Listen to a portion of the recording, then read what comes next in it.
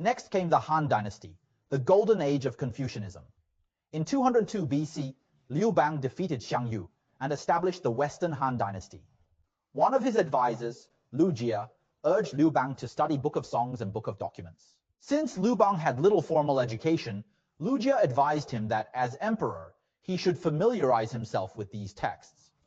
Liu Bang initially dismissed this, saying, "Once I have obtained the empire, why do I need to read Book of Songs and Book of Documents?" Lu Jie countered, asking if Liu Bang aimed to rule with force with a sword. Liu Bang, seeing the wisdom in Lu Jie's advice, then respected Confucianism while restraining legalism.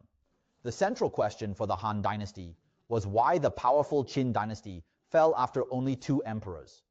In terms of military prowess, none could surpass the Qin dynasty, yet it suddenly collapsed. The reason lies in the Qin dynasty's adoption of legalist methods since Shangyang's reforms, which imposed severe laws. Reflecting on this, Liu Bang realized that elevating legalism alone would not bring stability to the realm. Instead, he needed to integrate Confucian principles, which emphasized proper relationships and mutual respect through rituals and laws. During the reign of Emperor Jing of Han, Empress Dowager Dou, Emperor Jing's mother, honored and revered Huanglao teachings. She favored the philosophy of governing by doing nothing, embracing the teachings of Huangdi, the Yellow Emperor, and Laozi. Thus, during the early years of the Han Dynasty, there was an outward display of Confucianism and legalism, but internally, the court adopted Huanglao teachings. When did the challenge to Huanglao teachings arise? It was during the ascension of Emperor Wu of Han. Every shift in ideology and academia correlates closely with political struggles. Emperor Wu was ambitious and sought to make significant reforms, but his grandmother, Empress Dowager Dou, resisted relinquishing power. This led to fierce ideological struggles between the 2 factions. Empress Dowager Dou adhered to Huanglao teachings, while Emperor Wu supported Confucianism. Therefore, Emperor Wu promoted Dongzhongshu, who famously advocated eliminating the 100 schools and only honor Confucianism, a slogan well known in Chinese history. In the 6th year of Jian Yuan, 135 BC, in May, Empress Dowager Dou passed away. Emperor Wu, then barely 20 years old, freed himself from Empress Dowager Dou's influence and embarked on significant reforms.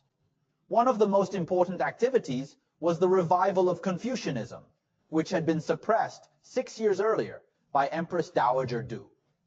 The following year, in the 1st year of Yuanguang, 134 BC, in November, Dongzhongshu's recommendations led to the selection of virtuous scholars in the counties. In May, a decree appointed over 100 scholars to discuss governance, echoing the events of the 1st year of Jian Yuan. Confucian scholars finally realized their long-standing aspiration and monopolized the ideological throne of the ruling class. At this time, the world was governed by Confucianism because let the king be a king, the minister a minister, the father a father, and the son a son could prevent the division of vassals and maintain centralized power. During this period, the most esteemed academic school, elevated even above the law, was the Gongyang school, particularly the Gongyang commentary on the Spring and Autumn Annals. The Gongyang school eventually became the dominant doctrinal school of the Western Han Dynasty, known as the classicsization. What does classicsization imply? It means that as long as I quote from these classics, no one can oppose me. Therefore, interpretations of various aspects of life, including legal matters, were based on excerpts and selections from the Gongyang school.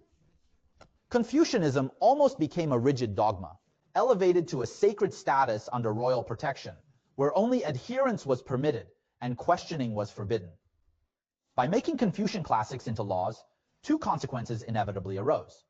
First, Confucian scholars possessed the authority to interpret and revise the Han Dynasty's highest legal code. Second, these scholars often disregarded objective conditions and facts, misusing Confucian classics and leading to the degradation of Confucianism's reputation.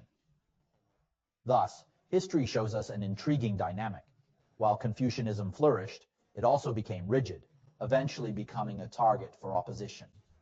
The next major tendency was the mystification of Confucian classics and the religionization of Confucian thought.